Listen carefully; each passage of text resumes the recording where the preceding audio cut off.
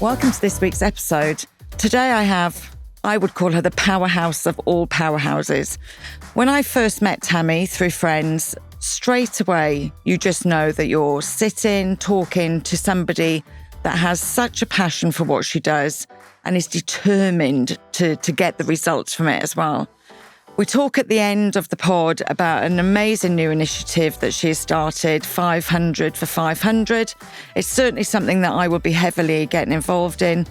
But what I loved about today's episode is how honest she is about her own story and the struggles that girls face today, as we did when we were young, and what we can do to help her make a difference. So it's an absolute honour to introduce today the wonderful Tammy Darcy.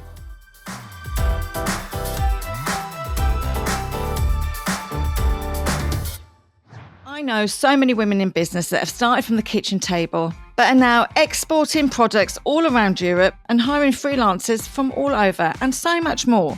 That kind of growth needs the right setup, and Revolut Business makes working across borders seamless. One of the best parts, though, is that you can keep multiple currencies in one business account. No need to open separate ones for each market. With Revolut Business, you have full transparency for all currency exchange, as they offer interbank exchange rates within allowance during market hours. These are the same low rates used between banks. Whether you're paying your VA in Manchester, sorting out your graphic designer in Paris, Revolut Business makes working globally so stress-free.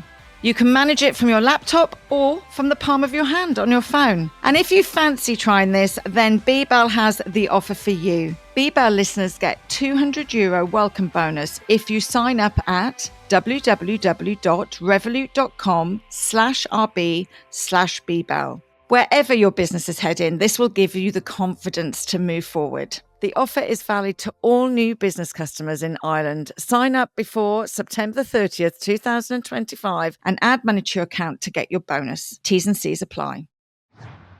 Tammy, welcome. Hello. Hi. How are you? I'm good. How are you? Fabulous. I'm even more fabulous because you're sitting across from me. Been dying to get you on. Have listened to a couple of other podcasts that you've been on. Oh, have you? Having a good old snoop, as you do. You can tell my emotional state on a given day, depending on what I say on what podcast. Well, welcome to my world, my love. Welcome to my world. So look, BeBelle is all about you. And so we always like to start at the beginning. So where did it all begin for you? Where did it all begin? I grew up in Passage East in County Waterford. It's a tiny village. We're famous for two things. You ready for this? Number one, we have a ferry boat that goes from Waterford to Wexford, which most of us would have worked on or gone on at any one time. And we also have one of only two herds of wild goats in the whole country. Okay. That just live there. In Wexford? No, it's in Waterford, so it's right on the river shore. So I could see Wexford from my house. And funny enough, I was in Waterford yesterday in Ardmore. My mother and father-in-law live in Ardmore. Oh, that's the other end. We were talking about goats. Okay. And now I'm really interested as well because I never knew there was a ferry. Yeah. That's okay, brilliant. That might save me a lot of time. There you go. So the goats, you'll often see, people put up pictures, traffic jam in Passage East, and it's because the goats are on the road and they won't move. And there's a line of traffic behind. And growing up, what did your parents do? My dad was an electrician. He worked with a shipping company for many, many years. My mom was at home, trained as a nurse, moved from Mayo to marry my dad, and came to live in Waterford in Passage East, which was really close to my dad is one of 7. And all of our cousins, so many lived within 10 kilometres, and my granny, so we had the best time. The whole there. And any siblings?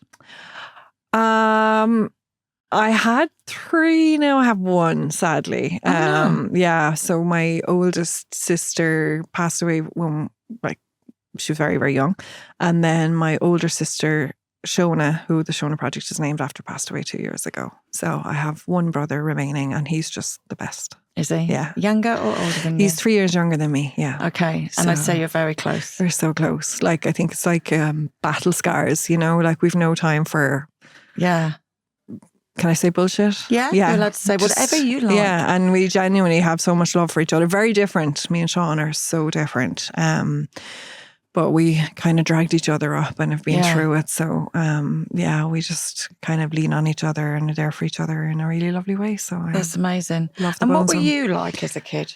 Oh, pain in the hole, I would say. I was like super ambitious, competitive, like loud. Just there was, depending on the day. I remember, like, I have an older brother, Nathan. I remember at one stage, one summer, I just my tomboy years. Yeah. I used to like put my hair up in a baseball cap and go around and try and be tough. I was involved in everything. I was good at everything. Really smart, actually. Really academically smart. And had loads and loads of potential and loads of self-confidence. So, Isn't that lovely though? And where do you yeah. think that came? Did it come from your parents? I actually wouldn't say so. My like Shona would have been very different to me, a lot like quieter, more Yeah. retrospective. It's definitely a personality trait because, you know, we can get into my teenage years, but the whole reason why I started the Shona Project was because by the time I got to 18, I was the opposite of that. Like, it was just Okay. like surviving shadow of a person. But that version of me came back over time, and I'm fully back to, well, you know, not as innocent, but Yes. and not as naive, but like fully back to that version of myself that So used what to be there. happened? Like, I mean, we always talk, and actually BeBelle is my niece.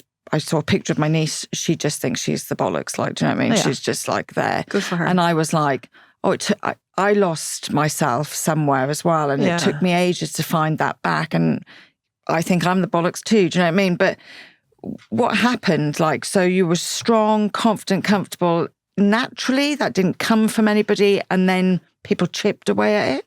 Yeah, and that, again, that's what the Shona Project is all about, because we see this, you know, it's almost like there's kind of this point where you get to the end of primary school and then you go into secondary school and it slowly swallows you up, and the world slowly swallows you up. And there's just this culture amongst girls of that age, like, that don't, you know, this term, she loves herself. Oh my yeah. God, she loves If you want. herself. Like, that's a bad thing. Yeah.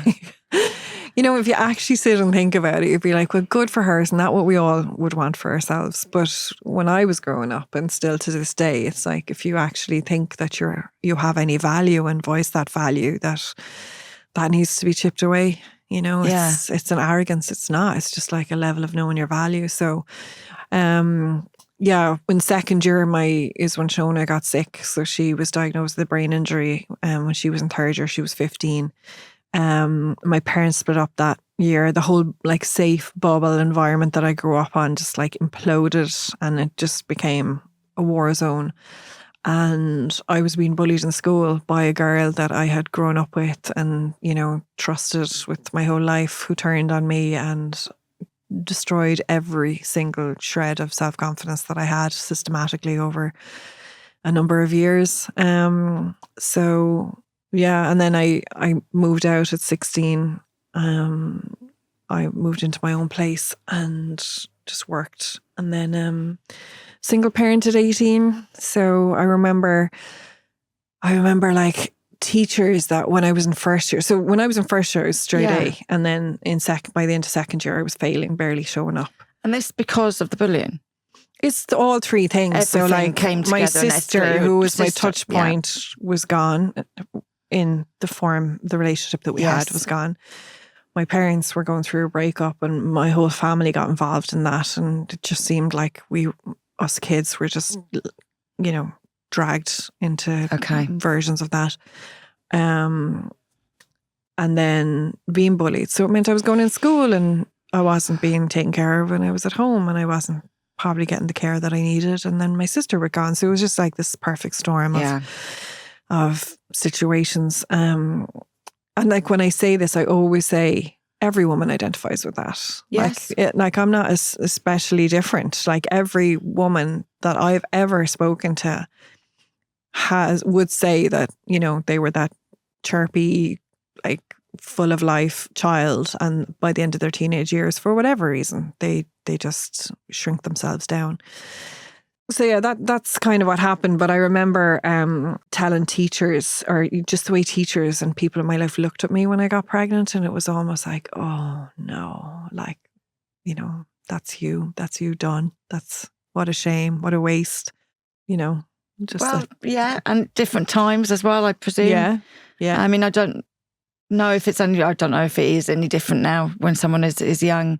But yeah, without a shred.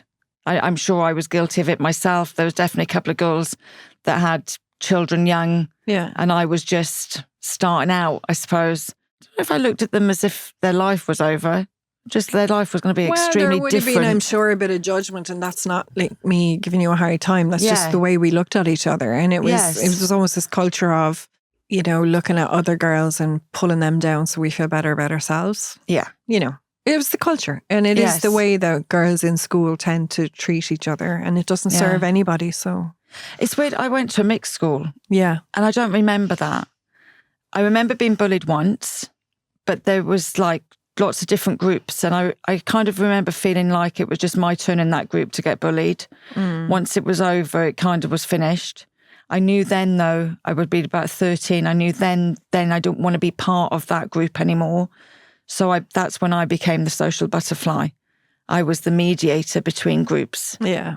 And I would spend a little time with that group. Hedging your bets.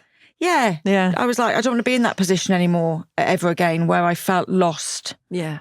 Because no one wants to feel lost. Everybody is always looking for where they belong. And also, I think my experience with being bullied as well was, it wasn't just that she didn't want to be my friend. She wanted to make sure nobody would be my friend. So, you know, she gradually turning or, you know, spreading rumors. And what used to always frustrate me is I'd never, even if someone was trying to promote bullying of someone else, I'd always want to know why. Yeah. Why? What has she done? Did she do that? What? Well, that's very unusual though, because most girls are like, okay, I need to go along with this or they'll turn on me. Yeah. I don't know if it was just my upbringing. I grew up in a pub, so I spent most of my time with adults. Generally. But you seem to have had like a sense of self though that wasn't fragile. And like if your sense of self is very fragile. Yes. Then it's easily broken, right? Whereas if your sense of self is strong, and then when that's the case, the bully will have a go, realise it's not having any impact on you and move on and do it to somebody else. Yes. People like me. Yeah. But I still don't, I mean, when I see it happening still to the day, I'm always like, why? I always want, I should have been a psychologist. I always want to know the psyche behind the person. I'm like, that's just so strange. What's going on there? Yeah. So strange. Because I never think it's, you know, obviously it's the bully's fault. And it's so weird, actually. I've interviewed so many people that have had this issue in school.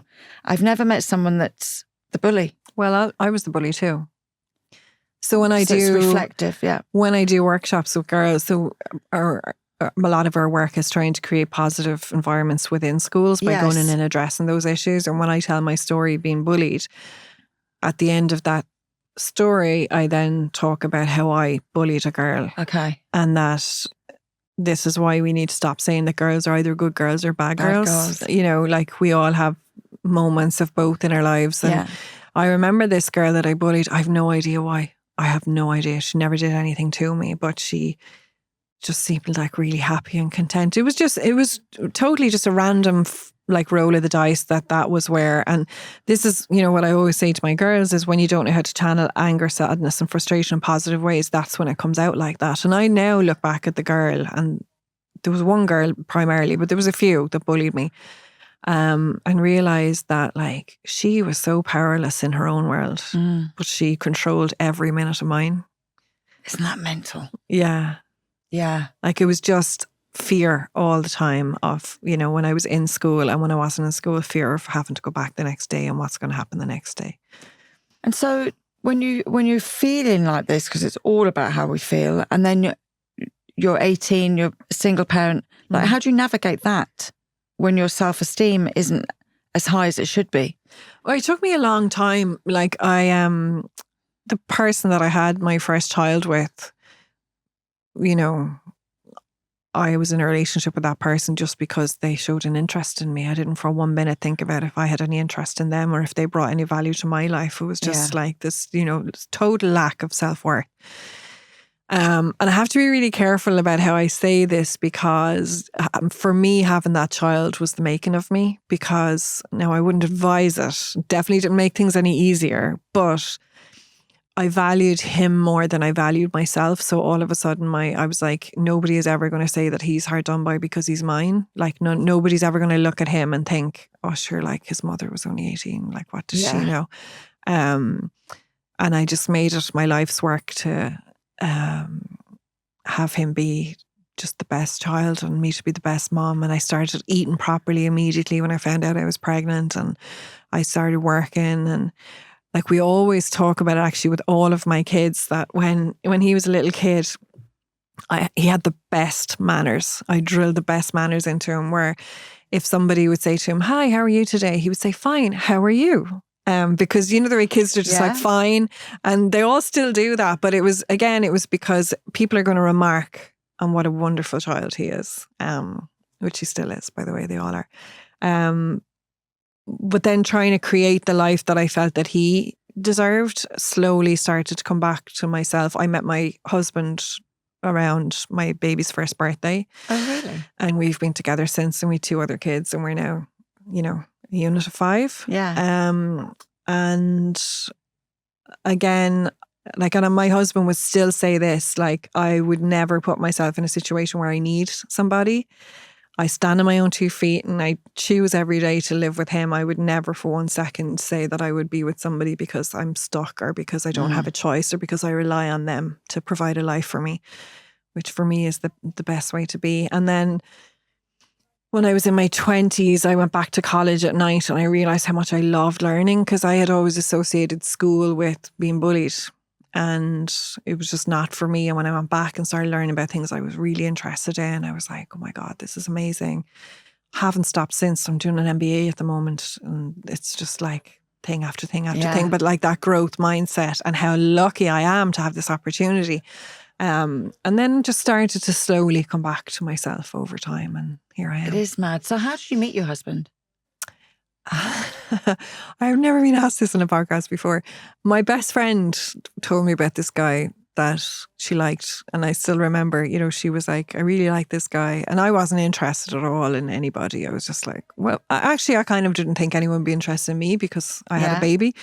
And I remember walking into a nightclub and seeing him there with his friends, and still remember the first moment I saw him, and we got to talking, and we just talked all night, and we've been together 25 years. I love that. Yeah. What clicked though? Was there something you had to, like, what resonated? What was the connection? With my husband? Yeah.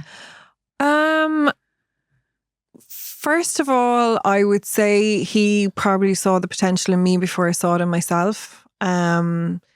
He is the total opposite to me. Everybody would say that. Like, really, we've nothing in common. The way we think, our interests, total opposite. And you could say he's not what I wanted, but he's exactly what I needed. Yeah. And just from the time I met him, he's just home to me. Like, he's just everything that I need. He's my safe place. He just pushes me, believes in me, would never once, try and make me be smaller. And is he a Waterford man? He's a Tipperary man who moved to Waterford at 11. Okay. I have to qualify that. Be careful, girl. Be careful. Or my mother-in-law and my father-in-law would kill me. But yeah, so we've been together. We've grown up together. We've built a life together, and I just think that's a. And when you met him, did you know that you wanted more children? You wanted children together? What life did you think that you would have with him? Oh, that's a good question. We were together 5 years before we got married. He had just moved back from the UK, and he had just kind of started out in his career as well. But I wouldn't say I really thought about whether I wanted more kids, but I just knew instantly that he was a great dad to Sean. Like, Sean has always called him dad. He's always been there for him. He's never, been threatened by any relationship Sean might have with his biological dad or anything like that. He's just dad to him, and always has been. He's just my person. He just always was. And after 5 years, we kind of moved around and eventually bought the site that we built on. And he's a designer. He designed 2 houses that we've built and lived in. And wow. Yeah, really talented. Really talented. He's an artist. He's an artistic person. Yeah. Whereas I'm a spreadsheet person. Yes. Yeah. Sounds very like your husband and my husband could probably have a drink. My husband's an artist too. Okay. Very different worlds. He thinks visually, and I think, in black and white. Yeah. Yeah. No, there's no grey. But, and so when did you get married, and your other 2 kids, what? We got married in 2004, so we were 20 years married last October. Oh, lovely. Yeah. And where did you get married? We got married in Dunmore East. I had been to a wedding there when I was 15 and I said, I'm going to get married here. And we did. We got married there and we had a beautiful wedding. And I think it was 3 days before the wedding, I found out I was pregnant with my daughter. So I did that thing of walking around the wedding with a half full glass of wine for the whole day. Hi. And then we had my youngest is 16. We had him 3 years later. So yeah, lovely. And does Sean take that real big brother role with them? Oh, he's the best. He's 26 now. He lives in Belfast. He's studying up there. He came home yesterday, but he has a really gorgeous relationship. So there's 7 years between him and my daughter and 10 years between the two boys, but they're just the best of friends and they take care of each other. So yeah, it's just gorgeous to see them together. I would just love to know that if I ever wasn't around, that they'd have their backs, each other's backs, the way me and my brother have each other's backs. You know, it's really important. And business-wise, when they were growing up and they were young, do you take some time out or constant just working through? Well, it took me a while to kind of figure out career-wise what I was doing. I worked in retail and I worked for small businesses, and you know, then I worked in education. So I worked in what's now ICTU for a few years, and that was a great place to work because I got to get my education there. I built a community there, and they are still 100% behind me in the work that I do. And I kind of moved up in the ranks there. My kids were always around, and that was hard. I remember when my youngest was only a baby, I was doing my degree at the time at night, and I remember he would scream until I came home. I would have to hand him to my husband. I was breastfeeding. And we would both know that there would be just 3 hours of screaming until I came home, and my husband would just walk the floors with him while I went to college. Like, the guilt was awful. But you know what? I made a conscious decision. Not so much when Sean was born, because I was just figuring things out at that stage, but with the other two, I made a conscious decision about the kind of mother that I wanted to be. And this is no shade on anyone who makes a different decision. But for me, I just felt like I want to be a part of their lives for their whole lives. So I want them to see me go to work. I want them to see me be ambitious and not apologize for that. I want them to see a home where mom and dad share things equally. And I will say that, like, we share things equally. And like, when my youngest were in primary school, he used to drop them and pick them up from school every day because he worked from home. And, you know, that it wasn't just like dad goes to work and occasionally turns up when mom is busy. So I wanted them to see like half and half and what a shared life would be like, and that both the boys would respect that in a woman and their partners in the future, but that my daughter would know that I don't want her to grow up in a world where you're first thing a mother and that's like all you're worth and everything else supplements that. Because, you know, I was in my 20s having my kids, you know, and like now they're nearly adults and I'm in my 40s, and what am I meant to do? Just go and hide in a hole? Party. Party/work. So I just made a decision that they were going to see me study and that I wanted to be of use. And now all three of them, when they have anything to do with work or career or like life decisions, they ask me for advice because I'm out there doing the same thing, you know? Yeah. I think employing people myself, I know what sort of background they have at that interview sort of stage, when I always ask what their parents do, etc. Because people that come from that kind of household are natural grafters. Yeah. You have to see it to be it. Mm-hmm. And if you don't see it, you don't know it. So some of the most successful people that I've worked with and had the pleasure of working with have come from those homes. And I end up having relationships with their parents after, because I always feel like I need to ring them and tell them what a great job they did. Yeah. It's a blessing, I think. I mean, I think if you have a baseline of, you know, what hard life looks like, right? Yeah. If you grow up in a privileged household where occasionally you have to wash your own dishes and you think that's the hardest thing, right? My 16-year-old, I was just talking to him on my way in here. He's just finished TY. He's working with a forestry company for the summer, and he would just rang me. He was like, "This is so hard. I'm roasting. I'm lugging." But he thought he wanted to go into this full time. Okay. So now that he's like, I don't know if I want to do this every day for 40 years. But you know, he's just like, "It's so hard, Mom. You know, like I'm lugging," and I'm like, "Okay, good for you."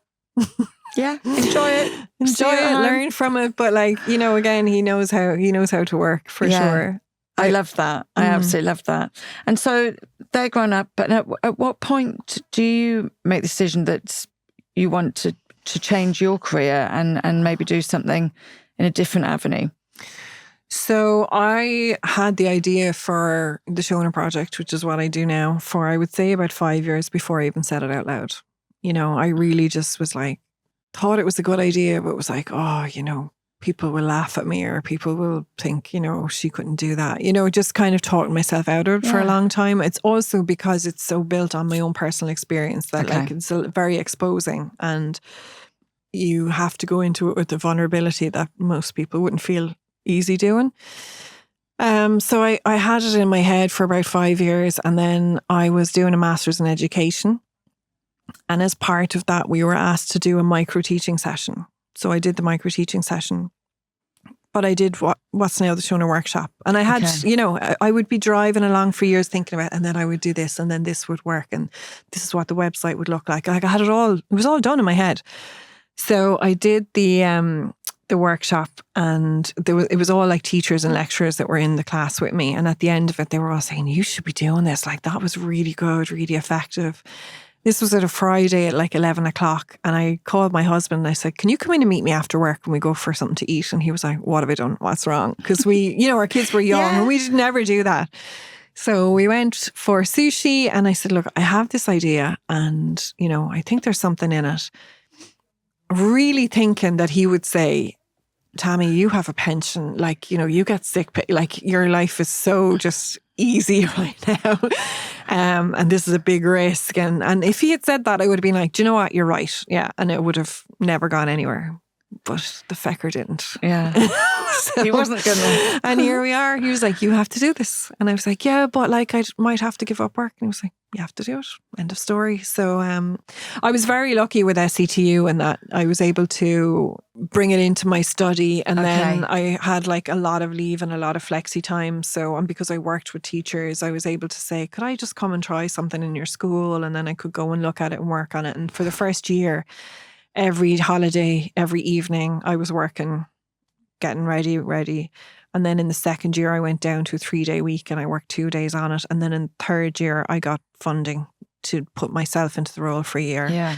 So I had a year, but I was able to take sabbatical for a year, right? So I still had that job security. Like I was so lucky. Amazing? Yeah. And do you then know what though? It was meant to be, because that was nurturing you through those. Oh, they're still nurturing me now. That's like amazing. that whole community that I've had. And like when you go out on your own, like, you know, it's scary. Like, so I'm still able to tap into that community. Last year, they asked me to come back and be an entrepreneurial ambassador for the college, which like was a real full circle moment for me to go back and be advising younger entrepreneurs. And I took that sabbatical for the full 5 years. And at the end of the 5 years, they said, like, Tammy, you need to write us a letter, Tammy. Yeah, like you need to write us a letter. So I was like, oh God. So I wrote the letter and I officially quit last year, I think, or the year before. Oh, wow. Okay. Yeah. But you're moving into social enterprise is not easy. No. You know, it's really difficult. Unpredictable, no security, responsibility, stress. Yeah. Best thing I've ever done. You love it. Love it. Meant to be. Absolutely. And you don't feel the pressure. Oh, I do. Yeah. Of course, but enjoy the pressure. No, it's not that I enjoy the pressure. It's just that like I genuinely feel so privileged. Like to take the thing that broke you, the thing that like is the biggest trauma you've ever had, and then turn it into something impactful. For me personally has been so healing. Like to, you know, when my sister passed away, to have this whole legacy there for her that probably outlived me and the rest of my family. Like what an amazing opportunity. To be in a position where I'm creating impact, where I'm surrounded by, I get to meet these girls every day and they're just so amazing. I love working with the girls that we work with. I've built a team. We now have a team of 11. We have a board. People show up for me in a way that like from the age of 6, I didn't have. Okay. Now, and on one hand, they're not showing up for me. They're showing up because they believe in what I'm doing, but they are showing up for me because they believe in my ability to do that job. So while, yes, I have to raise money, while I have to build a team, while I have to look at accounts, while I would say I live 99% out of my comfort zone on a daily basis, the positives that it has brought to me just mean I just skirt through the other stuff. I don't dwell on it. I think you're out of your comfort zone is part of your comfort zone. That it's now my comfort zone. Yeah. Because when I'm out of my comfort zone, good things happen. Yeah. So you live your whole life and when you're out of your comfort zone, bad things happen, and all of a sudden that narrative flips and you're like, I love this. Yeah. Why would I go back in there? It's the most productive and the most rewarding place. Exactly. Oh, I love that. So how long has the Shona Project been going for now? 7 years. 7 years. And I did see the piece about boys. So this is new to the Shona Project. It is, yeah. I think it's super needed, without a doubt. I love the work that you do with the girls. So what's the idea behind the boy piece? I love that you've taken that on because I was waiting for someone to do it. Well, so was everybody else. Yeah. But nobody was doing it. Okay. So she said, sod it, I'll just do it. So being a girl and knowing what I needed at 14, I have a gut instinct as to what needs to happen, right? Yeah. So there's no amount of years or MBAs or whatever that could teach me how to create what I've created. It's 100% comes from 14-year-old Tammy and the life that I had. And that has paid off. I've never been a 14-year-old boy. So I just felt like, and also there's 250,000 girls in Ireland every year, and every year they age out and a new group comes in. So I'm busy with the girls. Can I ask you something? Sorry, Yeah. and sorry to interrupt, but something really quickly. The 14-year-old Tammy, are the 14-year-old girls now the same as 14-year-old Tammy? Like, has anything changed? Oh, everything has changed, and at the same time, everything's still the The same. Okay. So the age-old stuff, right? That your mother and her mother before her, the body image stuff, the what's most important is how you look, the don't speak up, be quiet, all of that kind of stuff is still there. Okay. And way worse than it ever was. And then there's the social media stuff on top of that. So, I know for a fact if you were to sit down with a 14-year-old girl and she was to explain her experience, you would get it. Of course you would. Yeah. You could interpret in your mind and put yourself back there and get it. So we have been working with girls and we've never had the resources that we need.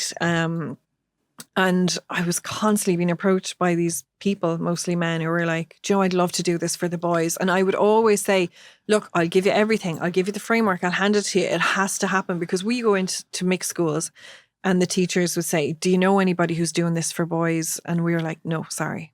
So there's just this huge big gap there. And then about a year ago, I was just seeing how the lack of sport for the boys was actually impacting our girls. Okay. And I just thought, makes sense. Yeah. So the way I'm looking at it now, Sian, is that we've built this framework. We have a reputation for what we do and how we do it. We have the governance structures built. We have all of the central operational functions there. I thought if I can fund somebody to come in for a year and just develop the program and almost like an incubation space. Yes. And then at the end of the year, let them at it. Either under the Shona umbrella or whatever. I don't know. I haven't figured that out yet. They could be potentially 3 years ahead of themselves than if they had to start where I started 7 years ago. But then I had to fundraise for it. Right. Yeah. So I fundraised for it and I've raised the money, and now we're in a position to launch it hopefully later this year. Well, I hope you went back to all those men that said, we'd love this for boys and got money from them. Fundraising is really hard, but I will say fundraising for this was not hard. Okay. Because people... I think it's recognisably a big issue. Yeah. And yes, things will never change for everybody if we don't all change together. Yeah. Exactly. And I think that's the problem sometimes. I mean, obviously, I run a network for women that work for themselves, and I'm always getting asked the same question. Sean, where's I'd love this, and the men are saying that all the time. And I'm like, I didn't know you needed it. But also, do it. If you think it's neat, do it. But they go, I say that and they say, but it looks really hard. And I say, well, it is. It is really hard. It is hard. Yeah. But and even actually with influencing the girls that we work with, there's very clear channels. There's networks and there's groups that girls because women have had to stand up for themselves and each other, and they've had to form communities. Whereas I feel like for men and boys, those communities, there's no framework there. So it is going to be way harder to reach the boys. But that doesn't mean you don't do it. It just means you buckle up and get to work. Absolutely. And I know I speak to a lot of mums that are mums of young boys that want this. Yeah. And I'm like, you know, they certainly would get involved because they can, you know, their children at the moment are, you know, 7, 8, 9, 10. We need to get them then. Yeah. To make sure that the process is right for them. But it's really difficult. What like with the girls even, what is the biggest problem at the moment? Yeah, you see, I get asked this question all the time, and I always say it's not one problem, it's all the problems. You know, it's not one thing, it's incessant. It's just all day, every day. You should be this, you should have this, you should look like this, you should talk like this, you should do this, you should be this, you should be quieter, you should be louder, you should be skinnier, you should be more beautiful. Like, it's relentless. Is it because they're not seeing enough of differences?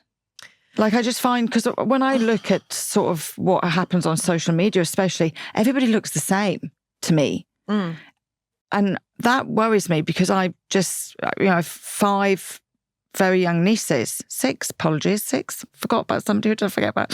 And it worries me because unless they see all the different people, they'll just think that there's only one way to be. So there's a couple of things, right? There's first of all how they view themselves. And that has to be built, right? You have to build, like, again, 11-year-old me who just thinks she could do everything and achieve everything and could have. Like, I wasn't delusional. I could have. And then the fact that starts being chipped away pretty much the day they turn 11, 12. Yeah. Right? And then there's the fact that, like, insults stick, compliments don't. So, like, for every 10 people who tell them they're beautiful, the one who tells them they're not, that's the one they're going to believe. Yeah. So there's that, like, negativity bias.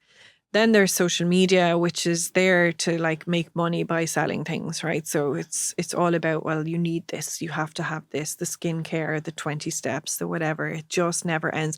And I've actually noticed recently on my own social media, the amount of weight loss stuff that's coming up. Like, it's literally every second thing that I see. And it was going on for a few weeks, and it was only because I was talking to somebody, I was like, do you know what? I think when I was just standing in the kitchen yesterday scrolling, I think I saw like 10 weight loss videos or ads in the space of a few minutes. And then you're conscious to it, and then you're like, oh my God, this is nonstop all day, every day. So, like, we just released a research report there a couple of months ago called The Perfect Storm. And we called it that because it is this perfect storm of this world where society is telling them that they're not good enough, where they're not telling themselves they're good enough. They're not telling each other they're good enough. There's this air of competition, you know, where girls go into first year and they see the second years tearing chunks out of each other. So they're like, okay, well, if I'm going to survive in here, this is how it's going to be, you know, and it's to change that culture. So there's a lot to be done. And it's almost like, as much as they're being gaslight to be told they're not good enough, we need to gaslight them there. Yeah. And it takes practice. Yeah. You know, I really struggle with this. You know, I think people think that I'm really confident and sure of myself and know my worth, but this is like so hard for me because I didn't grow up with that mindset. So I have to keep trying to pull myself back and be like, stop being so hard on yourself. Stop judging yourself. You know, like we're told as women that you spend 18 years growing into the most beautiful version, and then like 6 years trying to hold on to that and losing. Like, yeah, the system is rigged. We're not taught actually that you grow into this fabulous, that what you learn over those 40 and 50, 60 years is wisdom priceless. And the like beauty and the survival and the perspective and like just the empathy and the resilience that you build up over the years, and what an amazing thing. And instead we're being told you need to get Botox. Yeah. That's the only thing you need to be worrying about right now is getting Botox. It's mad. And actually recently, a while back, I put up a post. I was up for an award, and I put up a post on LinkedIn saying it will be of no surprise that I'm up for an award because I'm amazing. I love that. Right? But I put it up to see the response. Yeah. And so then a few people responded, and I contacted them and asked them how they felt about the post. And Jesus, Shona, I couldn't have written that post. And I said, but I want to send you the post I'm going to put up next week. So then I put up a post about that post. Oh, clever. And then I challenged people to back themselves and write a post about how amazing they were. And people are still writing them now, because it's feeding through LinkedIn. See, as an Irish person, I would see that and I would immediately reflect it back on myself and be like, wow, that's, I wouldn't necessarily even, I'm being honest with you, be like, that's a positive thing. Like, I would be jealous of how I would wish I had that sense of, and I say that the whole time, when people are like, if I get nominated for something and I joke, they're like, oh, you got this. And I'm like, yeah, I know, sure, I'm amazing. I don't believe that. No, but this is the whole point of the post, is because even writing it, I had a bit of sick in my throat. Yeah. Do you know what I mean? But if I write it again, I'll have less sick. And if I write it again, and you slowly start to believe it and write it again, but that's confidence. That's confidence. You don't just click your fingers and you're confident. You just have to keep practicing it. So, can I challenge on this? Yeah. Because I have just really been thinking about confidence recently. And, we're being told we should build confidence and self-belief in young women. I actually think that's all wrong. I think we need to build courage, because courage comes before confidence. But I was going to say, you don't have the confidence if you've got the courage to practice it. Exactly. It's the bravery and the courage to put yourself forward, to take risks. Like I meet girls all the time, they don't want to make a phone call, or, they're at work and they don't understand, they don't want to ask a question, or like, young people, well, how will I do this? And will you do this for me? And just, courage. Yeah. Like, no, go for it. Because when you do that and it pays off, you've proven to yourself that when you're courageous, good things happen. And then your confidence will grow off the back of that. And I always think people should have the freedom to fail. Yeah. Yeah. But I don't think, like I've taken a lot of interns and they're so frightened to make a mistake. And I'm like, I want you to make as many mistakes. I want you to count the mistakes you make this week. Because if you make 10 mistakes, you've probably learned 10 things. Yeah. But they're really worried about it. And I'm like, please don't worry about it. As long as it doesn't cost me too much money. Yeah. Do you know what I mean? But we write down that as well. If that mistake has cost us 15 quid, we're writing it down. But let's also write down what you learned from it and how much we'll make next time. But I think it is a huge piece of having been able to understand that you've got to feel the fear. Yeah. Because we get scared, don't we? It's our fight or flight responses are so heightened. And it's so heightened amongst teenage girls. That's why there's the level of anxiety. It's like literally I'm under attack all the time and they're just ready to hide and run away. And I think being tuned into that response of, hold on now, you're not actually in danger. You're uncomfortable, but you're not in danger. So like just sit with that for a minute and go through it and imagine what will happen if you go through to the other side. If you go backwards, you'll be where you were yesterday, which is good and great, but like you're not actually moving anywhere. Yeah. I explain that sometimes when I'm teaching Pilates. I say, if you do something that makes your body feel a bit uncomfortable, that's okay. Pain, you normally hear it in your head before you feel it. So if anybody's ever broken an arm or pulled a muscle, you'll hear it in your head. Yeah. Bang. So if you haven't, that's what you need to be worried about. You'll hear it before you feel it. And so for the boys, I mean, obviously we live in this mental space at the moment. It's scary for all women, what we're living in at the moment. Where do we start with them? I think it's very simple. It's a lot of the talk around supporting boys at the moment is we need to support boys so they don't attack girls. We need to support boys so they don't become racist. We need to support boys so they don't become right wing. We just need to support boys. And I think when you start telling them that you're providing things for them for other people's benefit, you alienate them even further.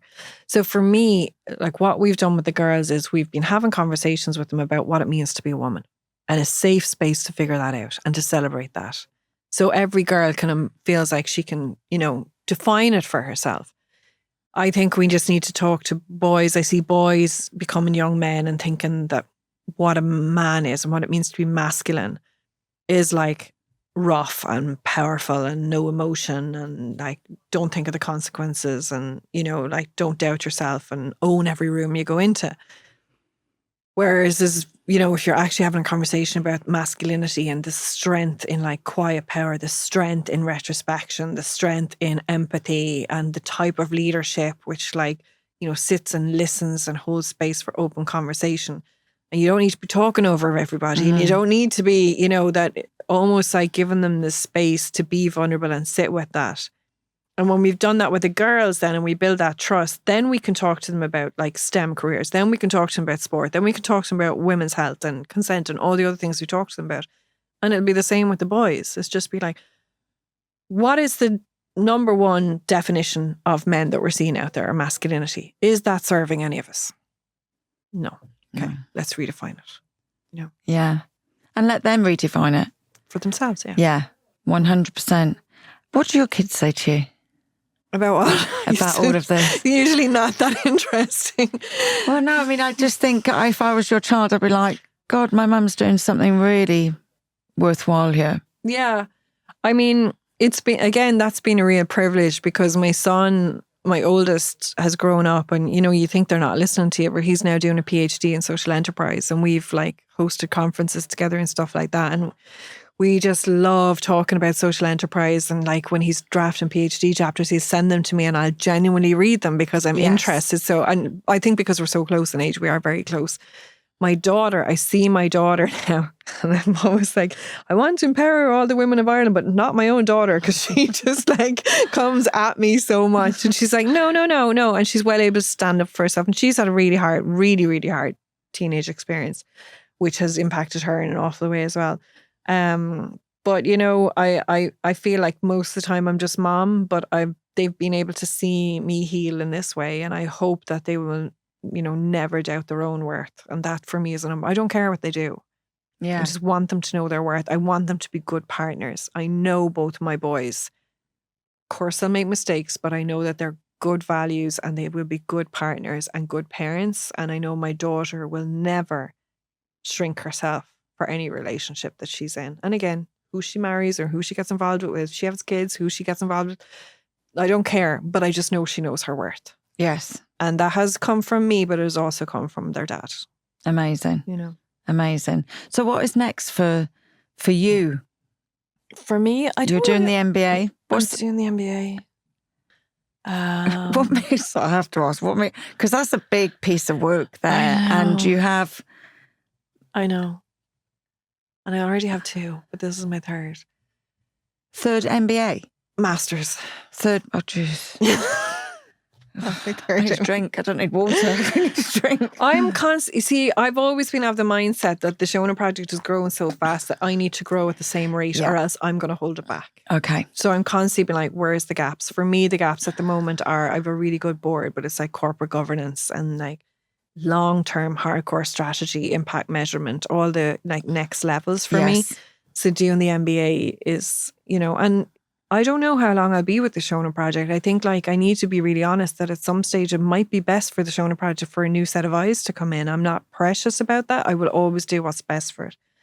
And then I don't know what's next for me. I'm not the retiring, take it easy type. But look, as long as I keep putting myself around the right people and making what I think are smart choices, it'll figure itself out.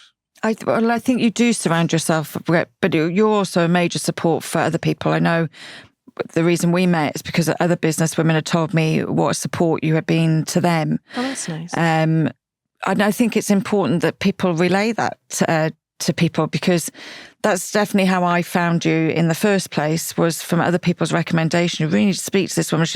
Now I know, I can really understand why I thought I knew most about you, but I've learned more again today. You're like a little onion, Tammy. Just peeling it back, and probably the next time we meet should be starting some other madness. But there's nothing itching you, even on a personal level. Is there something you would like to do? I want to swim in the sea. Okay. Because you can't swim, or the sea scares you? I can swim. My dad was also, like, we grew up on fishing boats. I get off Hookhead and jumping in the front. But I had an incident when I was about 11 in the sea, and I haven't been able to put my face underwater since. Okay. And because of where I live, like everybody with their dry ropes and whatever, and they're all out swimming. And they have this girl, Orna, that I work with. She's part of our community. And she's always like, maybe this will be the summer that we go to the sea. And I'm like, I really want it to be. For me personally, that's something that I would love to do. I would love to be able to sit in peace and silence a little. Do you know what I'd love to do, Shan, actually? I would love to get to a stage where I feel like I haven't done enough. Okay. I don't know what that is. Yeah. But I just never feel like I've done. There's never enough hours in the day. There's always something. I would love to wake up one morning and be like, I've done enough. And I'm just going to read my book. And I think that will happen for you. Maybe. I think it will. I'm scared of the sea. So if you try, I will try. We can keep each other accountable. Come and see the goats when we go for a swim. It's a deal. Okay. It's an absolute deal. Just before we finish, the last guest always leaves a little question for the following guest. I love this. So I will turn the pages for you. You can read it out and then answer the question. What mistake has taught you the most in life? Oh, God. Oh, wow. Can you tell me who wrote this? No. Okay. What mistake has taught you? What, you're going to ring them? No, I'm just wondering. Oh, yeah. I'll tell you after. I don't think I've made any mistakes. I think the things that I thought were mistakes turned out to be the best things in the long run. So I would say, that word, I've learned a lot of lessons, but I don't view them as mistakes. Perfect answer and the perfect way to finish. Thank you so much for joining me today. You're welcome. Thanks for having me. You're an inspiration. Thank you so much. And I hate that word, by the way, but you are so tough. Oh, See you later. Bye. Bye. Hi, and thank you for joining me for this week's episode of BeBelle Podcast. If you have any thoughts, questions, or feedback for us, we always love for you to get involved. And you can find us on Instagram at BeBelle_podcast. Don't forget, though, that if you want to watch these episodes, you can see them all on my YouTube channel, Sian Horn. And don't forget to follow and subscribe. The more people that follow and subscribe, the better it is for the podcast, the more that we can improve future and going forward. So, with that being said, thank you so much for following BeBelle and I hope you enjoy these next episodes.